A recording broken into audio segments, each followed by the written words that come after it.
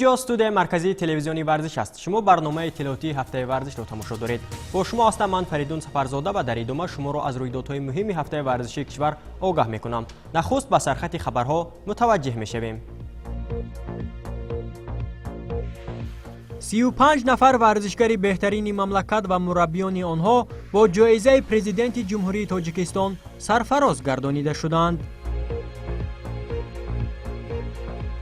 ورزشکاران تاجیک با 12 نشان فخری از چمپیونات جهان عاید به محاربه‌های آمیخته غیرکسبی از سربیا به وطن برگشتند.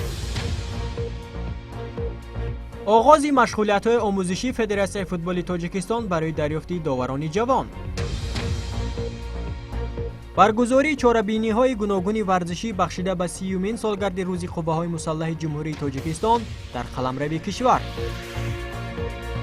منتخب والیبال کشور زیر راهنمایی متخصص افغان به مسابقه جام 55 آماده شده ایستاده است.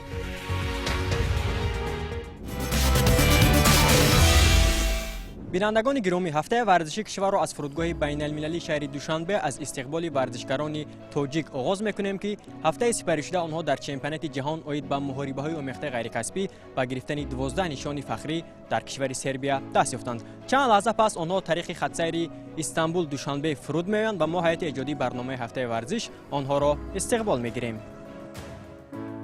نیمه دوم روز 19 فوریه فضای فرودگاه بین المللی شهر دوشنبه کاملا دیگرگون بود، چون که آنجا همه خرد و بزرگ انتظار قهرمانان چمپیونات جهان عاید به محاربه‌های آمیخته غیرکسبی بودند.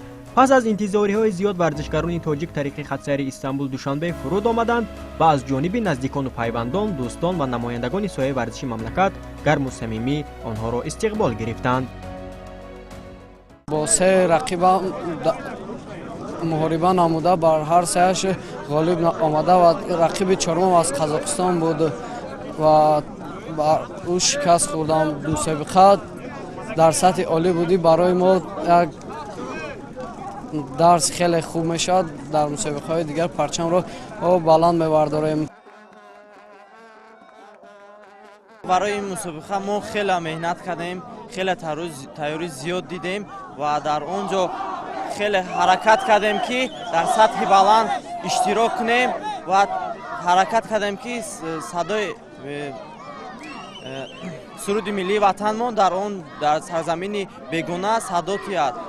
دسته تاجیکستان، منتخب تاجیکستان خیلی زیاد مهنت کردن، تیاری خوب دیدن و در اونجا رزولت خوب نشان دادن. نصیب باز در همین ساحه حرکت میکنیم، در بالای خطایا کار میکنیم و باز حرکت میکنیم که پرچم تاجیکستان باز در قله‌های بلند دیگر برداریم.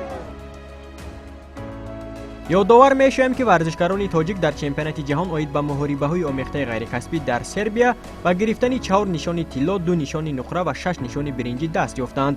منیژه صمد و میان غالیبان با به دست آوردن نشان زرین مسابقه اولین تاجیک دختر گردید که در این رشته ورزش برای تاجیکستان مدال طلا به دست آورد و صحیفه نوی را در تاریخ ورزش میهن رقم زد. البته باعث دستگیری و سرفرازی است که در این رشته ورزش تمام سالهای آخر ورزشکاران تاجیک با هنرنمایی‌های جالبشان لیوای میهن را در عرصه جهان پرافشان می‌سازند.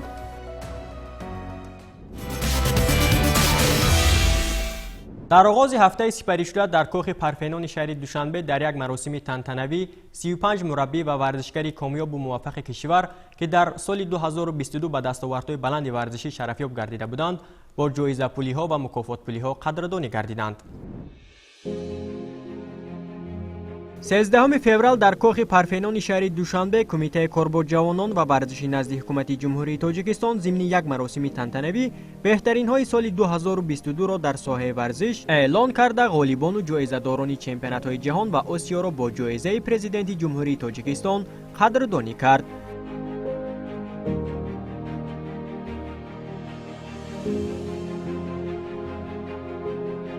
در مراسم معاون سروزیر جمهوری تاجیکستان مطلوب خان ستاریان، رئیس کمیته کار با جوانان و ورزش نزد حکومت جمهوری تاجیکستان رحمانزاده عبدالله شرکت کردند.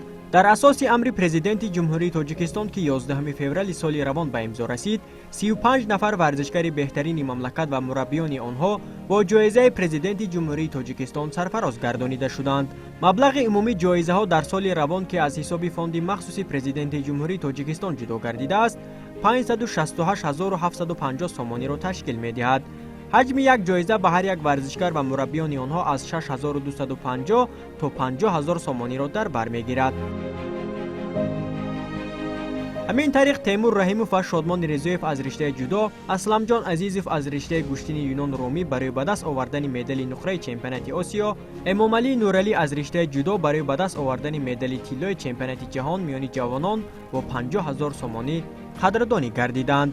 Моҳрӯ Ҳалимова, Сомон Маҳмадбеков, Баҳодур Усмонов, Муҳаммад Аброриддинов, Мустафо Ахмедов барои ба даст овардани медали биринҷи чемпионати Осиё бо 25000 сомонӣ мукофотонида шуданд. Давлат Болтаев барои ба даст овардани медали тиллои чемпионати Осиё миёни ҷавонони то 22 сола бо 18750 сомонӣ сарфароз гардонида шуд. Сумайя Қосимова, Акбаралӣ Абдураҳмонзода, Абдумалик Болтаев, Некрус Салимов, Шаҳбоз Ҳаитов, Муҳаммад Аброриддинов барои ба даст овардани медали нуқраи чемпионати Осиё миёни ҷавонони то 22 сола, Суннат Абдуллоев, Муҳаммадамин Абдуллоев, Исон Нурмуҳаммадов, Анушервон Фозилов, Алиризо Баҳромов барои ба даст овардани медали нуқраи чемпионати Осиё байни наврасон бо 12500 сомонӣ ва Ҳусния Холова, Малика Нозимова, Хусравхон Раҳимов, Расул Аҳатов, Юсуф Фозилов, Нурланбек Эрматов, Акмалҷон Абдуллоев, Фирӯз Мирзораҷабов, Нурулло Муродов барои ба даст овардани медали биринҷи чемпионати Осиё байни ҷавонон, Ҳангома Исоева, Руслан Ғафуров, Рустамҷон Ашуров, Ҳусейн Ҳасанов, Муҳаммад Абдуҳакимзода барои ба даст овардани медали биринҷи чемпионати Осиё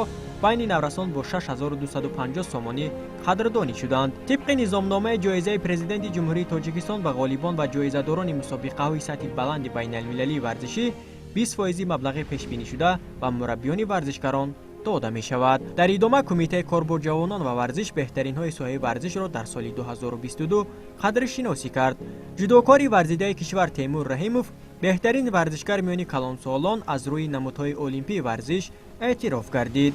ҷоизаи беҳтарин варзишгар миёни ҷавонон насиби ҷудокори умедбахши кишвар Эмомалӣ Нуралӣ гардид, ки соли гузашта барандаи медали тиллои чемпионати ҷаҳон миёни ҷавонон дар Эквадор шуда буд. ҷоизаи беҳтарин варзишгар миёни калонсолон аз рӯи намудҳои ғайриолимпӣ ба мушзани кишвар Шавкат Раҳимов дода шуд. ҷоизаро намояндаи варзишгар қабул кард. ҷоизаи беҳтарин варзишгар миёни бонувонро варзишгарбонуи кишвар Жасмин Аннибр соҳиб шуд. тими миллии футболи Тоҷикистон бо ҷоизаи беҳтарин дастаи варзишӣ қадрдонӣ карда шуд. дар идома ба Суҳроб Абдураҳмонов, мураббии Темур Раҳимов ҷоизаи беҳтарин мураббии сол миёни варзишгарони калонсол ва ба Фаррух Собиров, мураббии Эмомалӣ Нуралӣ ҷоизаи беҳтарин мураббии сол миёни варзишгарони ҷавон тақдим карда шуд. беҳтарин федератсияи варзишии намудҳои олимпӣ дар соли гузашта Федератсияи ҷудои Тоҷикистон интихоб гардид. Федератсияи гӯштини миллии гӯштингирии Тоҷикистон бошад ҷоизаи беҳтарин федератсияи варзишии намудҳои ғайриолимпиро соҳиб шуд. пойтахти кишвари маҳбубамон шаҳри Душанбе бо ҷоизаи беҳтарин шаҳри варзишӣ сарфароз гардонида шуд.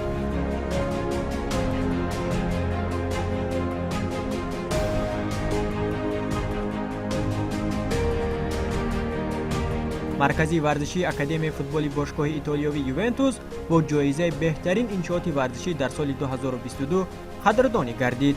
ҳамчунин дар идома ба 6 нафар беҳтарин варзишгари навраси умедбахши кишвар ҷоизаҳои инфиродӣ инъом карда шуд. ҷоизаи беҳтарин муассисаи тарғибгарии соҳаи варзиш дар соли 2022 насиби муассисаи давлатии телевизиони варзиш гардид. раҳматшо Обидов аз телевизиони Тоҷикистон, Муродалӣ Тешеев ва Али Шариф аз телевизиони варзиш беҳтарин чораҳи сол дониста шуданд. маврид ба зикр аст, ки дар заминаи сиёсати варзишпарваронаи пешвои муаззами миллат муҳтарам Эмомалӣ Раҳмон соли шашум аст, ки ба ғолибон ва ҷоизадорони мусобиқаҳои сатҳи байналмилалии варзишӣ бо ҷоизаҳои президенти ҷумҳурии Тоҷикистон ҳавасманд карда мешаванд.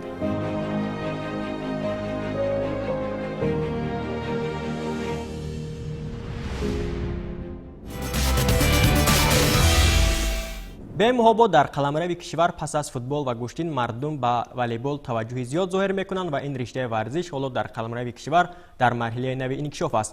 мунтахаби волейболи кишварам ҳоло зери роҳнамоии мутахассиси афғон ба мусобиқаҳои дар пеш истода омода шуда истодааст, то ба дастовардҳои назаррас ноил гардида ҳаводоронро шод намояд.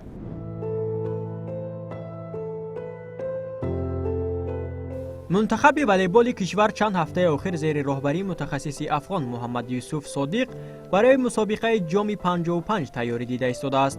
ҳамчунин тими миллии волейболи кишвар имсол ба як қатор мусобиқаҳои байналмилалӣ сафарбар карда мешавад. تیم ملی والیبال کشور در ابتدای اول سال 2023 از جانب تشکیلات‌های داخلی و خارجی دستگیری کرده شده ایستاده است تا در مسابقه‌های در پیش ایستاده ارزنده برآمد کند. البته به مثل دیگر فدراسیاهایی که در استراکتور آنها تغییرات جدی به عمل آمد و بعد این تغییرات پیشروی در کار آنها احساس می شود، مسئولین از رهبریت فدراسیون والیبال نیز امسال بسیار نوگانی و پیشروی‌ها را انتظار هستند. سال 2023 برای تیم منتخب تاجیکستان من فکر میکنم یک سال پربرور میاد، چون که در پیش طبق نقشه زون مرکزی آسیا، کنفدراسیون زون مرکزی آسیا و کنفدراسیون آسیا، کنفدراسیون والیبال آسیا مسابقه‌های بین المللی زیادتر هستند و در دولت‌های نزدیک، یعنی در ازبکستان، در قرقیزستان و قزاقستان هم هستند که ما میتونیم در این مسابقه اشتراک کنیم. و در سال 2023 یک نقشه دیگر هست، یعنی بازی‌های آسیا در دولت چین و منتخب تاجیکستان در نظر دارم والیبال ساحلی آمادگی دیده ایستاده است برای اشتراک در بازی‌های آسیا، چه دختران چه مردانه.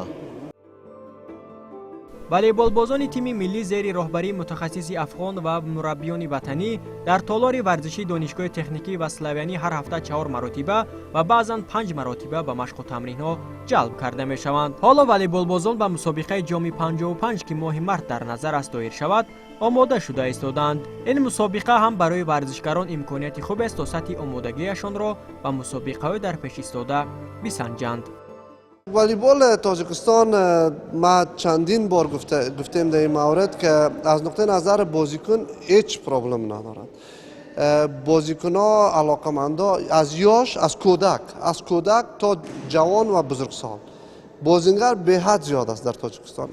مهم است که از اینا چه رقم ما استفاده ببریم بر فایده و به منفعت دسته تیم ملی تاجیکستان. حالا ما تلاش خود کردیم، روان هستیم که بتانیم که ما اینمی طرز استفاده را از بازیکن‌ها بسیار به شکل استاندارد و معیاریش انجام بدیم. در مجموع امسال یک قطار مسابقه‌های بین المللی به نقشه گرفته شده است که منتخب تاجیکستان آید به والیبال در آنها شرکت می‌ورزد.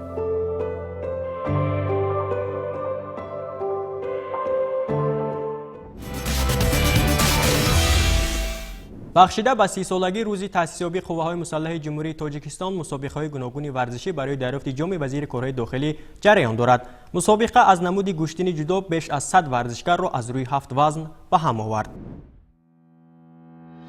باعث سرفرازی است که هر سال بخشیده به روز قوه‌های مسلح جمهوری تاجیکستان میان سربازان و کارمندان مقامات حفظ حقوق و کارخانه و اداره‌های دولتی مسابقه‌های گوناگون ورزشی گذرانیده می‌شوند. در شهر دوشنبه مسابقه‌های کشادی ورزشی از نمادهای فوتبال خرد، گشتین جودو و ششکه و شاهمات میان کارمندان مقامات حفظ حقوق و کارخانه و اداره‌های دولتی برای دریافت جام وزیر کارهای داخلی بخشیده و 30 سالگی تأسیس‌یابی قوه‌های مسلح جمهوری تاجیکستان جریان دارد. تنها در نمود جودو بیش از 100 نفر ورزشکار برای مقام‌های افتخاری تلاش ورزیدند.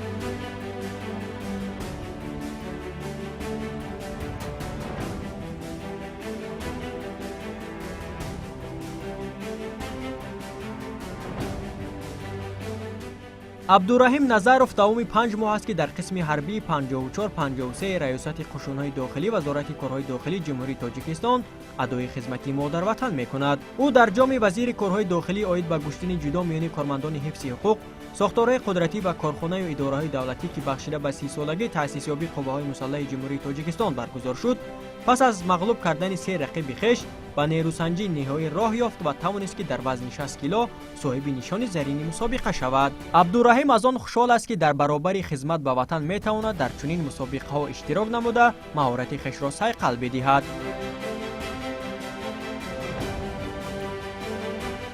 طول 5 ماه است که من خدمت مادر وطن را پیش برده و امروز در مسابقه جام وزیر کارهای داخلی از 4 حریف خود دست بالا گردیده که آنها را مغلوب گرداندن و سزاوار جای اول گردیدند. در پیش تمرین‌های خود را صقل داده از طرف قسم حربی برآمدها در پیش ایستاده است. خدمت در صف قوه‌های مسلح جمهوری تاجیکستان خیلی خوب است و درجه عالی. قابل ذکر است که سر کرده از سال 2012 این جانب با تشبث مقامات کارهای داخلی با مقصد بلند برداشتن حس میهن پرستی و وطن دوستی ورزشکاران و کارمندان، تکمیل مهارت ورزشی و استوار نمودن رابطه های دوستی و رفاقت، مسابقه های ورزشی از نمودهای فوتبال خرد، جودو و ششقه و شهمات میان کارمندان حفظ حقوق، ساختارهای قدرتی و کارخانه و اداره‌های دولتی برای دریافت جام وزیر کارهای داخلی برگزار می شود. مسابقه امروزه از رشته جودو هم در سطح خوبی آماده باشی صورت گرفته بیش از 100 ورزشکار را از روی 7 وزن به هم آورد. پس از انجام مسابقه مراسم جایزه سپاری صورت گرفت. از جانب مسئولین و بهترین های مسابقه مدال و افتخارنامه ها و تحفه های انفرادی انعام کرده شد.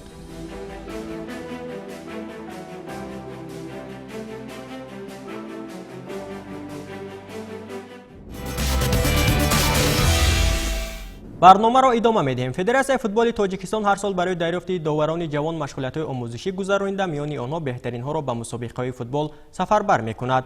کورس‌های آموزشی تحت داوران ورزیده کشور دوام 3 ماه ادامه می‌یابد. هفته گذشته فدراسیون فوتبال کشور جهت جلب نفرانی که به داوری شوق و رغبت دارند مشغولیت‌های آموزشی را شروع کرد. در دفتر دپارتمنت داوران و ناظران فدراسیون فوتبال تاجیکستان 20 نفر به مکتب داوران فدراسیون فوتبال کشور برای مشغولیت‌های آموزشی فرا گرفته شدند. در این مکتب دختران و پسران 18 تا 30 ساله جلب کرده شدند که آنها همه طرفه سالم بوده داننده خوبی زبان‌های خارجی میباشند. وظیفه اساسی مکتب جستجو، انتخاب، تعلیم و آماده سازی داوران فوتبال برای پیشبری و پیشنهاد آنها بر روی خط داورانی که در مسابقه‌های چمپیونات تاجیکستان میان باشگاه‌های فوتبال غیر هوسکار هنرنمایی می‌کنند محسوب می‌شود. محصلین این مکتب پس از 1 سال می‌توانند که همچون متخصص یعنی داور فعالیت کنند و با گذشتن وقت باز هم عنوان داوریشان را پس از دیگر مشغولیت‌های آموزشی بهتر نمایند. از طریق آینه نیلگون تماشا کردم و هوس کردم که قدم‌های خودم رو به داوری یعنی شروع کنم. داوری رو امروز من آمدم و شروع کردم. من میخواهم که در مدت 3 ماهی که ما در اینجا تحصیل میکنیم فوتبال رو به تمام نازکی‌هایش از خود کنم. همچنین با اشتراکیان مشغولیت مذکور از جانب فدراسیون فوتبال تاجیکستان لوازمات مخصوص انعام کرده شد که من بعد آنها می توانند در جریان مشغولیت‌های نظریوی و عملی استفاده کنند. مشغولیت‌های آموزشی 3 ماه دوام کرده پس از ختم به هر کدام محصلین شهادتنامه داوری داده می شود که آنها من بعد حقوق دارند در مسابقه‌های جوانان و چمپیونات فوتبال شهر دوشنبه من حیث داوری فوتبال فعالیت کنند.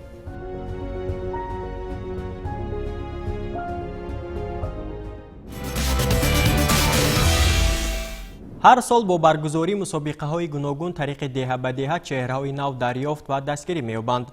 از رشته والیبال هفته گذشته در ناحیه باباجان غفورов میان 14 دسته بهترین‌ها به دوره ناحیوی راه یافتند. گزارش ما را از جماعت دهاتی اوچقلچه ناحیه باباجان غفورov پیگیر باشید. در جماعت دهاتی اوچقلچه ناحیه باباجان غفورov ولایت سوخت مرحله یکمی مسابقه والیبال میان ساکنان دهه و محله‌ها ادامه دارد.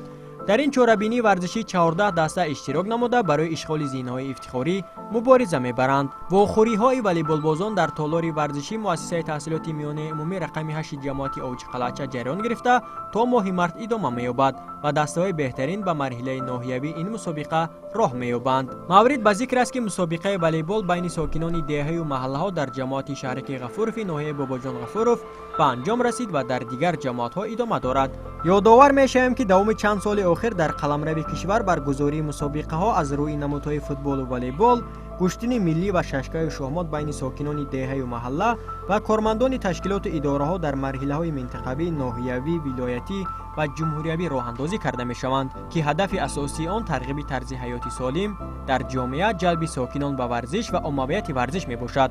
مسئولین بخش کار با جوانان و ورزشی ناحیه باباجان غفورov در یک جایگی با مربیان مکتب‌های ورزشی در نقشه دارند که در مرحله‌های منطقوی و ناحیوی این چهاربینی را با جلب ساکنان سرشمار در سطح بلند تشکیلی به راه مانند و بهترین دسته‌ها را به مرحله ولایتی سفربر نمایند.